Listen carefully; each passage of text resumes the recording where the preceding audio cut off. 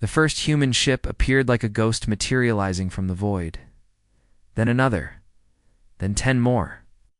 Soon the darkness of space around Volani.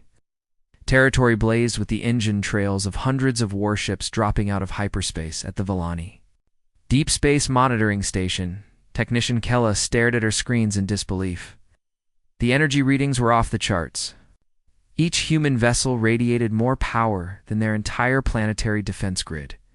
She called her supervisor with trembling fingers. "Elder Thyma needs to see this immediately," she whispered. On the bridge of the human flagship Inchen, Captain Kim.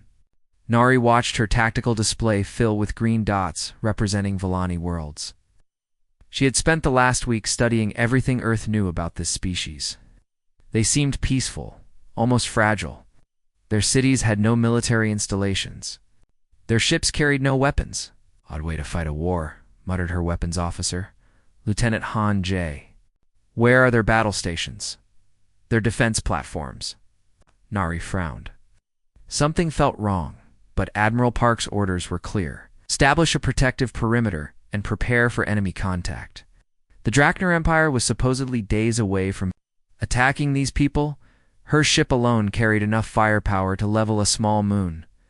Fusion torpedoes, plasma cannons, rail guns that could punch holes through asteroids. The humans had come ready for the fight of their lives. Back on Velen Prime, Elder Thyma rushed to the emergency command center. Her advisors were already there, their faces pale with fear. The main screen showed the human fleet spreading out across their space like a metal web. "They're taking positions around all our major worlds," reported Defense Coordinator Vila. Military. Formation, battle ready.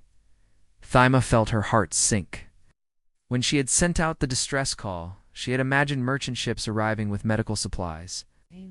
Maybe some civilian volunteers to help evacuate refugees. She had hoped for doctors. And teachers, not soldiers. "Look at the size of those ships," whispered Cultural Minister Homa. "Each one could carry 1,000,000 soldiers. What have we done?" The largest human vessel was positioning itself directly above their capital city.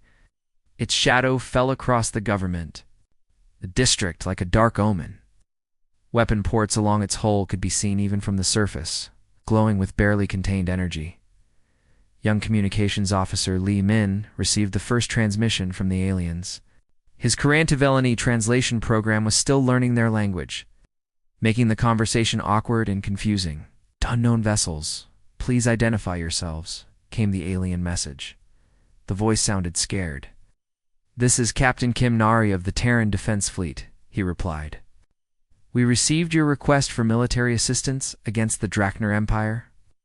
Our forces are now in position to defend your worlds." There was a long silence. When the Volani response came, it sounded almost like crying. "Military assistance?" "Asked for medical aid. Food supplies. We are not warriors." Min looked at his captain in confusion. Nari felt a cold realization wash over her.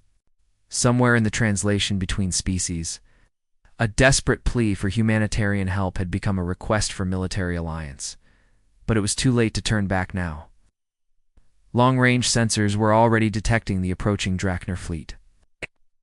3 days, this peaceful star system would become a battlefield, whether the Volani wanted it or not. The humans had come to fight a war that their supposed allies never intended to start. The warning klaxons began wailing. Across every Volani monitoring station at exactly 1427 Galactic Standard Time, Deep Space Sensor Operator Kella had been tracking routine asteroid movements when her screen suddenly exploded with contacts. 1 ship, then 5, then 50. Within minutes, hundreds of massive signatures were dropping out of hyperspace at the edge of Volani territory. "Ash! This can't be right," she whispered, frantically recalibrating her equipment. The energy readings were beyond anything in her database. Each contact showed power output levels that exceeded their most optimistic projections. For advanced civilizations, her supervisor rushed over, coffee still steaming in his hand. One look at the displays made him drop the cup. Hot liquid splashed across the floor as he reached for the emergency communicator. "Get me Elder Thema immediately. Priority Alpha." Meanwhile, on the bridge of the human flagship Inchant, Captain. Kim Nari was reviewing the tactical situation with quiet satisfaction. The Third Fleet had executed a perfect hyperspace insertion. 700 ships had arrived in formation, ready for immediate combat operations. Lieutenant Park SEO stood at the weapons console, watching targeting computers automatically lock onto potential threats. Ma'am, we're detecting minimal defensive installations. No orbital platforms, no minefields, no patrol squadrons. Are we sure these people are at war? Nari studied the peaceful blue-green worlds below. Cities sparkled like jewels across the continents, but she saw no military infrastructure, no fortified positions, no signs of a civilization preparing for battle. It seemed almost too easy. Intelligence says the Drachner Empire will be here in 72 hours, she replied. Maybe the Villani are hoping we'll do all the fighting for them. Her tactical officer, Commander Li Dong, shook his head. As he reviewed the fleet deployment, Captain, my grandmother's fishing boat has more weapons than their entire space force. What exactly are we protecting here? The answer came soon enough. Elder Themis's face appeared on the main communication screen, and Nari immediately understood why these people needed help. Alien leader looked like she had been crying. Her large, gentle eyes held no trace of warrior spirit. Her hands trembled as she spoke. Unknown ships, please identify your intentions. We are a peaceful people. We mean no harm to anyone. The translation system struggled with some concepts, but the fear in Thima's voice needed no interpretation. This was not the greeting of a military ally.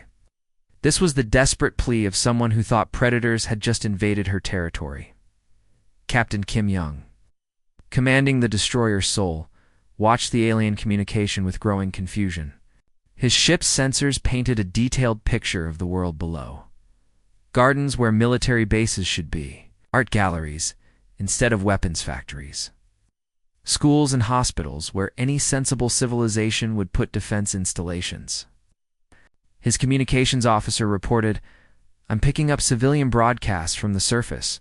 Music, entertainment programs, children's educational shows. No military channels at all. Young frowned. Either the Villani had the most sophisticated counterintelligence operation in galactic history, or they really were as peaceful as they appeared on Velen Prime. Emergency Coordinator Vela burst into the government center, where Elder Thema was trying to maintain calm among her advisors. The news he brought made everyone fall silent. The alien ships have established a complete defensive perimeter around our system. Every major world, every trade route, every escape vector were completely surrounded. Through the crystal dome, above them, they could see the human flagship hanging in orbit like a metal moon. Weapon ports along its hull glowed with contained energy. It was beautiful and terrifying at the same time. The humans had come to save them. But the Villani couldn't shake the feeling that they had just invited the galaxy's most dangerous predators. Into their peaceful home, the transport ships began landing at dawn. Colonel Cho Sunmi stepped onto Villani soil with her boots still smoking from atmospheric entry. Behind her, 1,000 human marines poured out of their vessels. Moving with the practiced efficiency of soldiers who had done this before, the Villani refugees gathered to watch had never seen anything like it. These humans moved differently than any species they knew. Their eyes constantly scanned for threats. Their hands never strayed far from their weapons. Even when they smiled at frightened children, there was something wild and dangerous lurking beneath the surface. Within an hour, the humans had claimed a stretch of empty land near the capital city. Sunmi stood on a small hill, surveying the area with the eye of someone who had built bases on a dozen hostile worlds. Her aide, Lieutenant Kim Ho, waited for orders while holding a tablet full of construction plans. Field hospital here, she said, pointing to a flat area near the refugee camps. Command center on that ridge. Missile batteries along the northern perimeter, and get me a landing pad big enough for heavy transport. Ho nodded and began transmitting orders. Within minutes, the landing zone buzzed with activity. Engineering. Crews unloaded prefabricated buildings from cargo ships. Medical teams set up treatment stations under portable shelters. At the same time, Weapons specialists began assembling surface-to-air missile launchers. Dr. Yella, the Villani chief medical officer, approached the construction site with a group of local healers. She had volunteered to work with the humans, hoping to learn their medical techniques. What she saw confused her completely. A human medic named Sergeant Park. Jun was treating a Villani child who had been injured in the evacuation. His hands were gentle as he cleaned the wound and applied synthetic skin grafts. He spoke softly to calm the frightened patient, showing infinite patience and care. But even while working, Jun kept a plasma rifle within arm's reach. His medical kit sat next to ammunition pouches. A combat knife hung from his belt beside surgical instruments. "How is this possible?" Yella whispered to her assistant. "He heals with one hand and kills with the other." The paradox became more obvious as the base took shape. The humans built a state-of-the-art medical facility that could have served a city of millions.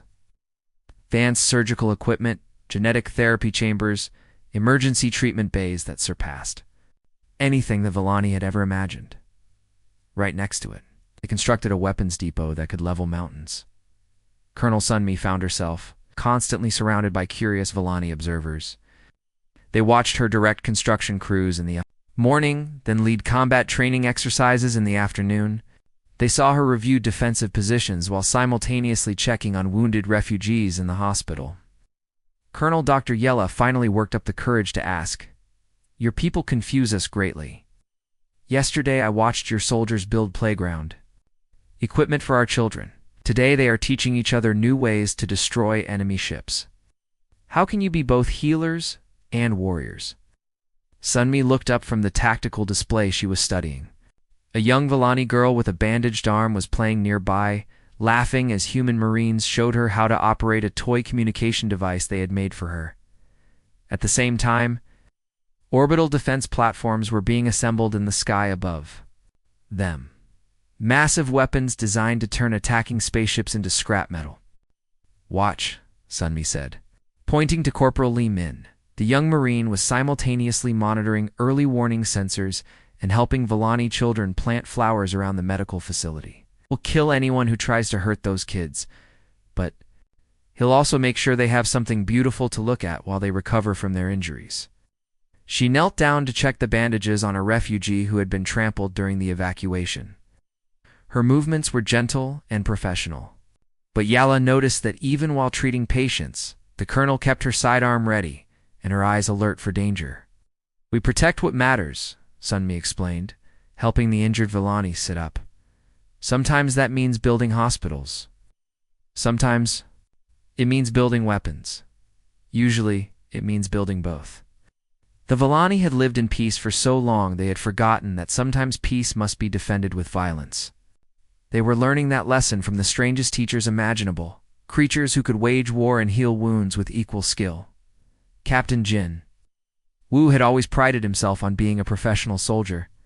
In 15 years of service he had fought pirates, rebels, and hostile aliens. He thought he had seen the worst that the galaxy could offer. But the intelligence reports coming in about the Drachner Empire made him physically sick.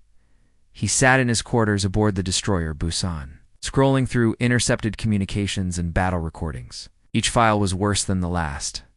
The Drachner didn't just conquer worlds. They turned conquest into an art form of cruelty. The first report showed orbital bombardment footage from the Kelthari system. The Drachner fleet had targeted schools and hospitals first, claiming they were military installations.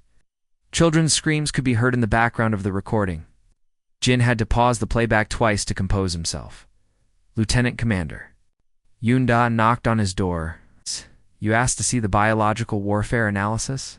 Jin accepted the tablet with reluctant hands. The Drachner had deployed engineered viruses on 3 different worlds, not quick-acting military weapons designed to clear battlefields. These were slow, painful plagues that took months to kill their victims. The aliens seemed to enjoy watching entire populations suffer. "They could have conquered these worlds in days with conventional weapons," Yoon observed quietly. "Instead, they chose to make it take months. They wanted to watch, but the worst files were the slavery records. The Drachner Empire had perfected the art of breaking civilizations. it would spare just enough survivors to serve as examples. Higher species reduced to living trophies, kept alive only to demonstrate Drachner power. Jin forwarded the complete intelligence package to Admiral Park Min-ho aboard the flagship. Within an hour, he received a priority communication requesting his presence at a senior staff meeting. The Admiral's conference room buzzed with tension when Jin arrived. Every ship, captain and the fleet was present via hologram. Park's weathered face showed the strain of command as he addressed his officers. "I've reviewed the intelligence reports," Park began without preamble. "I need to know if everyone understands what we're facing." Captain Kim Tae of the heavy cruiser Gwangju spoke first. "Sir, these aren't enemy soldiers. They're war criminals. Every single one of them. The biological weapons alone constitute crimes against sentient life," added Captain Lee Su from the carrier Jeju. "But the slavery operations... ... She shook her head in disgust. Park nodded grimly. "Intelligence estimates they've enslaved or exterminated 47 different species over the past century. They keep detailed records of their atrocities. They're proud of what they do." The room fell silent as the implications sank in. These weren't typical military enemies who could be negotiated with or shown mercy. Drachner Empire represented everything humanity had sworn to stand against. "Sir," Jin said carefully, "our current rules of engagement assume we're fighting honorable opponents. Standard military protocols about prisoner treatment, civilian protection, proportional response, none of that applies here." Park's expression hardened like steel. "You're absolutely right, Captain. I'm updating our engagement parameters immediately." He activated the fleet-wide communication system. Every human ship in the Villani system received the transmission simultaneously. "All vessel commanders, this is Admiral Park. Effective immediately. Any Drachner forces threatening civilian populations are to be considered hostile combatants. No warnings required, no quarter given. These are not soldiers. They are genocidal criminals who have forfeited any claim to military courtesy." The change rippled through the fleet like electricity. Weapon systems that had been set for standard military engagement switched to maximum lethality settings. Marines loaded ammunition designed to punch through the heaviest armor. Fighter pilots updated their target priorities to focus on enemy troop transports. "We didn't come here to fight a traditional war," Park continued. "We came to stop a holocaust. The Drachner Empire ends here." In the fighter bays, pilots like Commander Park Hai checked their weapons one final time. They had trained to fight enemy armies. Now they were preparing to exterminate monsters who wore the faces of soldiers but possessed the souls of murderers. The human fleet had arrived at Villani space, expecting to join a defensive battle. Instead, they found themselves preparing for something much more personal, a war of extermination against creatures who had proven they deserved no mercy. The darkness of space around Villani Prime suddenly blazed with the energy signatures of 1,000 ships dropping out of hyperspace. The Drachner Armada arrived like a plague of metal locusts, their black holes absorbing starlight and reflecting nothing back. They had come to finish what they had started across dozens of other worlds. On the bridge of his flagship, Warlord Gracchus stretched his massive frame and smiled with too many teeth. His species had evolved from pack hunters, and the thrill of the hunt still sang in their blood. For 200 years he had led Drachner fleets across the galaxy, crushing every civilization that dared to resist their empire. "Sir," his tactical officer reported, "we're detecting unknown vessels in defensive positions around the target worlds." Gracchus moved to the main display, his clawed feet clicking against the metal deck. The sensor readings showed roughly 700 ships arranged in a protective formation around the Villani system. They were smaller than his dreadnoughts, built with unfamiliar technology, but they seemed ready for battle. "Identify them," he ordered. "Unknown design, sir. The energy signatures don't match any species in our database. But there are so few of them." The officer's voice carried a hint of confusion. "Maybe mercenaries hired by the Villani?" Gracchus laughed, a sound like grinding metal that echoed through the bridge. In his 3 decades of conquest, he had never encountered a force that could match Drachner numbers. His fleet carried 2 million soldiers, enough firepower to crack planets. and the absolute certainty that came from never losing a battle. "Open a channel to those vessels," he commanded. "Let's see if they're smart enough to run." On the human flagship Inchin, Admiral Park Min-ho watched the massive enemy fleet spread across his tactical display like a cancer. Each Drachner ship was larger than his heaviest cruiser. Their formation showed the confidence of predators who had never met real resistance. "Sir," Communications Officer Lee Min reported incoming transmission from the enemy flagship. Park nodded, "Put it through." The main screen flickered to life, revealing the scarred face of Warlord Gracchus. The alien's yellow eyes held the cold calculation of a natural killer. When he spoke, his voice carried the arrogance of someone who had never been told no. "Unknown vessels, you are trespassing in Drachner space. These worlds belong to our empire. Now, withdraw immediately, or be destroyed alongside the prey you're trying to protect." A tense silence filled the human bridge. Every officer waited for their admiral's response. Park had spent 40 years in Earth's military, fighting everyone from pirates to rebel colonies.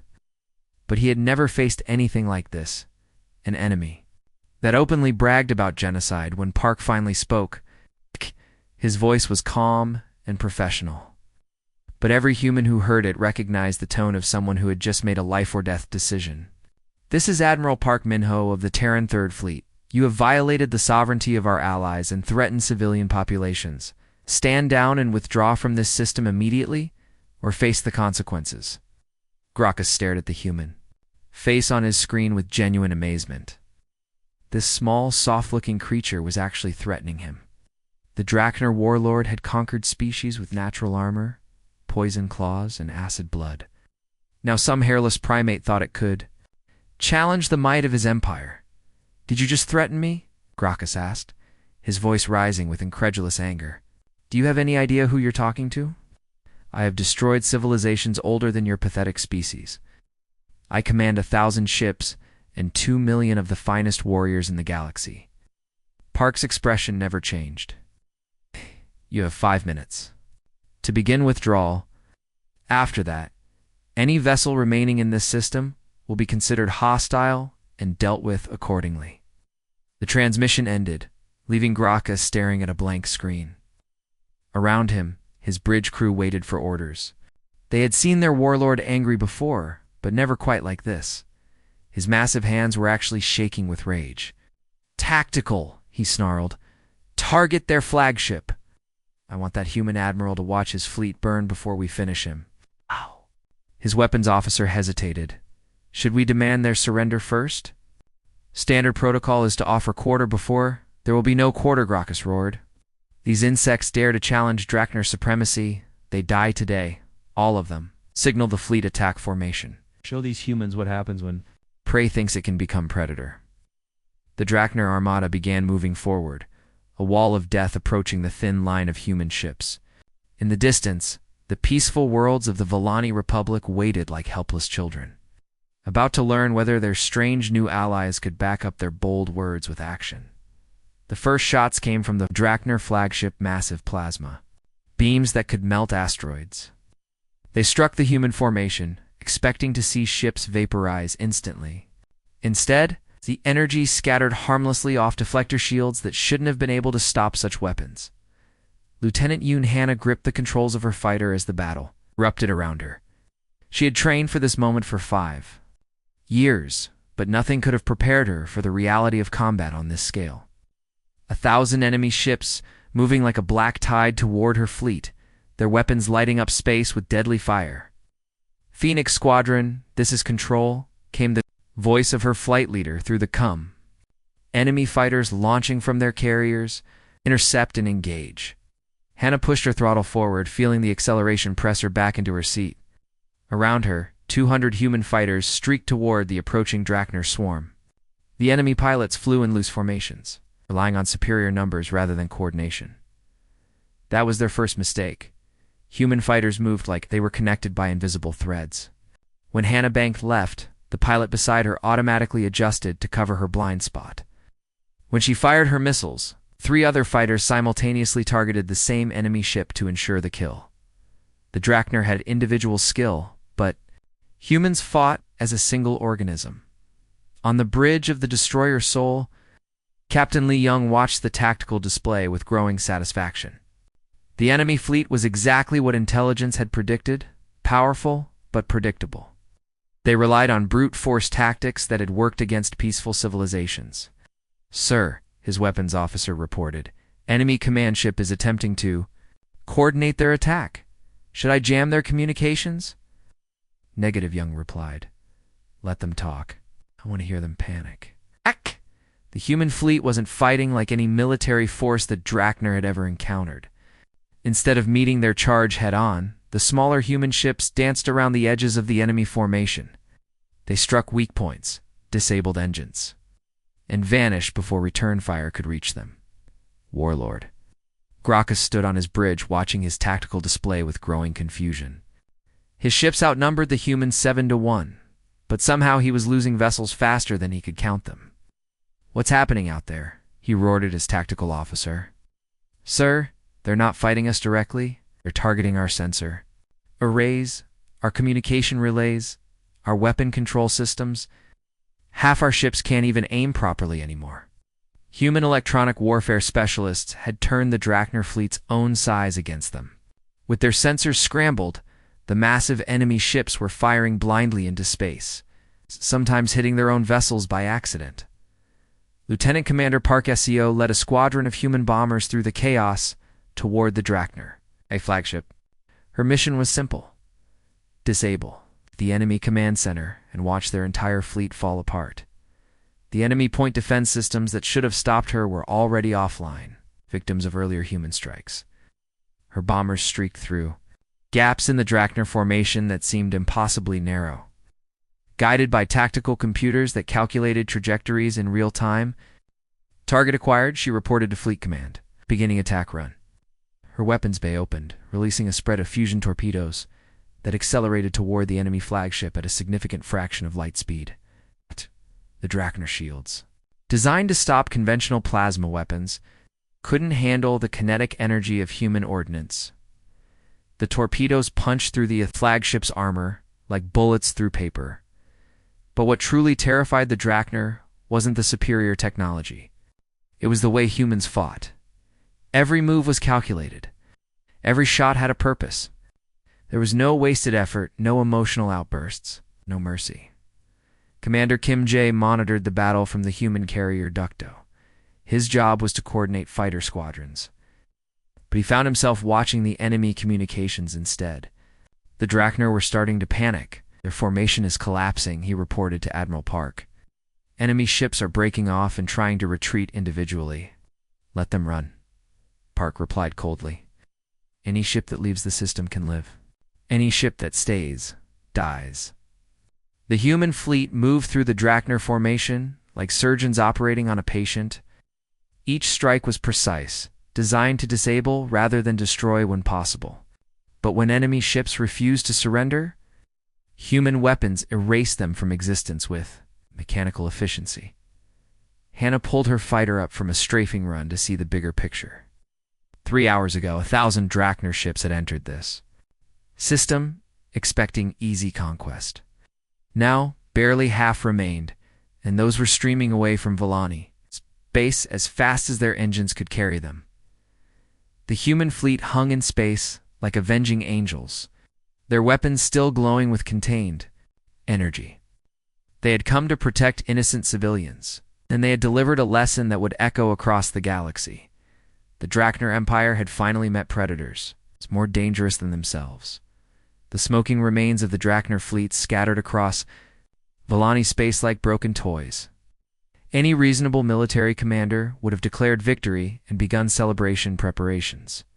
Admiral Park Min-ho was not a reasonable commander. He stood on the bridge of his flagship, watching the tactical display as surviving Drachner ships fled toward their home territory. His officers expected orders to secure the system and tend to their wounded. Damn.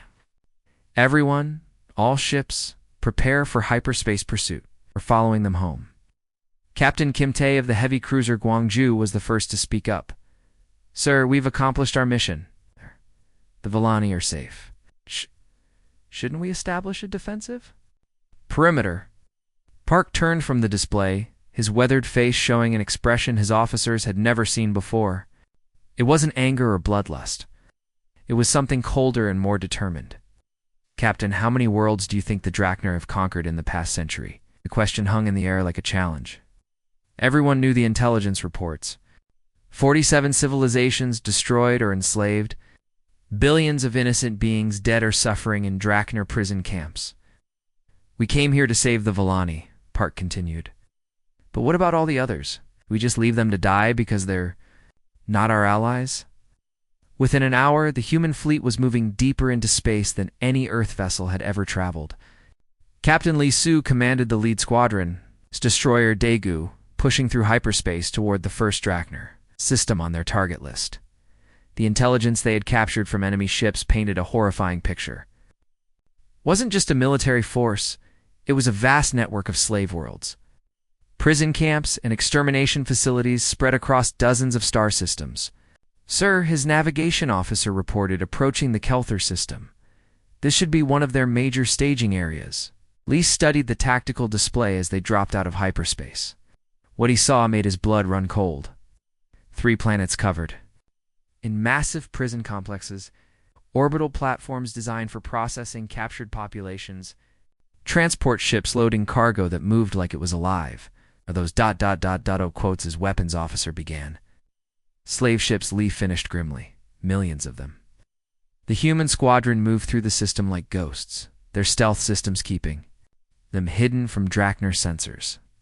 But Lee could see everything: the sprawling camps, the processing centers, the cargo holds full of beings from species he didn't recognize. He opened a channel to Admiral Park. "Sir, you need to see this. Worse than our worst estimates." The images transmitted back to the flagship showed the true scope of Drachner evil. Entire civilizations reduced to labor forces. Children separated from parents and shipped to different worlds. Elderly and sick prisoners left to die in overcrowded camps. "We can't stop here," Lee reported, his voice tight with controlled rage. "There are millions of prisoners across their empire." Park received similar reports from other reconnaissance teams. Every Drachner world they found held new horrors. Species that had been enslaved for so long, they had forgotten their homeworlds.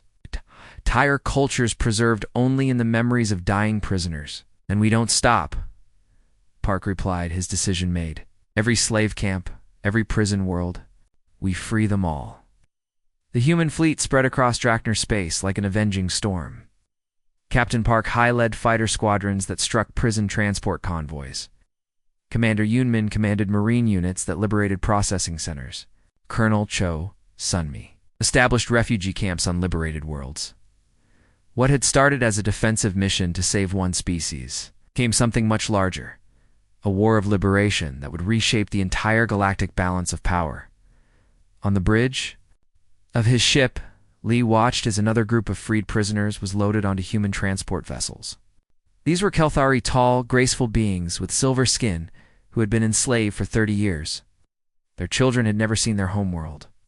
"Captain," one of the older Kelthari approached him with tears in her large eyes. "Why are you doing this? We are not your people. Our worlds have nothing to offer Earth." Lee looked out at the stars where more human ships were hunting down the remnants of the Drachner Empire. "Because it's right," he said simply. "Because someone has to." Humans had come to Volani space to answer a call for help. They were staying because they had discovered that sometimes the greatest battles are fought not for victory, but for justice. The once mighty capital world of the Drachner Empire now lay in ruins. Massive towers that had once housed the empires, leadership were nothing but twisted metal and broken stone. The great palace where warlord Gracchus had planned his conquests was now a crater filled with rubble. Major Kim Gasu walked through the devastation, her boots crunching on debris that had once been symbols of galactic terror. 6 months ago, this world had been the center of an empire that controlled hundreds of star systems. Today it was a graveyard, but the most important sight wasn't the destruction, it was the long lines of beings boarding human transport ships. Thousands of former slaves, members of dozens of different species, finally going home after years or decades in captivity. "Major," her aide reported, The last prisoner transport is loading now. We've processed over 2 million freed slaves. From this system alone, Kim nodded, watching an elderly Kelthari help his grandchildren climb aboard a transport ship. The old man had been captured 30 years ago. His grandchildren had been born in slavery and had never seen their home world. How many total, she asked, across the entire former Drachner territory? Close to 50 million freed slaves. Representatives from 87 different species, some we didn't even know existed. The numbers were staggering, but they told only part of the story. The Drachner Empire hadn't just enslaved these beings, they had tried to erase their cultures, their languages, their very identities. Human xenobiologists and cultural specialists were working around the clock to help these people remember who they had been before captivity. Back on Velen Prime, Elder Thyma stood in the memorial garden that had been built to honor the victims of Drachner atrocities. Crystalline markers bore the names of destroyed worlds, extinct species, and billions of individuals who had died in the Empire's prison camps. She found Admiral Park Min-ho standing before the largest monument, a black stone wall inscribed with the names of 47 extinct civilizations. His weathered face showed the weight of everything he had seen over the past 6 months. Admiral Thema said softly, approaching with the careful respect her people showed to those they considered heroes. Park turned, offering a tired smile. Elder Thema, how are your people adjusting? We are well thanks to you and your fleet, but I came to say something that has been in my heart for months. She paused, choosing her words carefully. We asked for medicine and received salvation itself. Park looked back at the memorial wall. Each name represented countless lives lost, families destroyed, entire cultures wiped from existence. We didn't plan for any of this, you know. It came because we thought you were asking for military help. A simple translation error. But you stayed, Thyma pointed out. Even after you realized our mistake, you stayed. Sometimes the greatest. Mercy requires the harshest justice, Park replied quietly. We came because you called for help. We stayed because it was right. The conversation was interrupted by the arrival of Captain Lee Su, who had been coordinating the final cleanup. Operations in former Drachner space. His report painted a picture of systematic change across dozens of star systems. Sir, the last Drachner military installation has been dismantled. We've established humanitarian bases on 17 liberated worlds. The refugee resettlement program is ahead of schedule.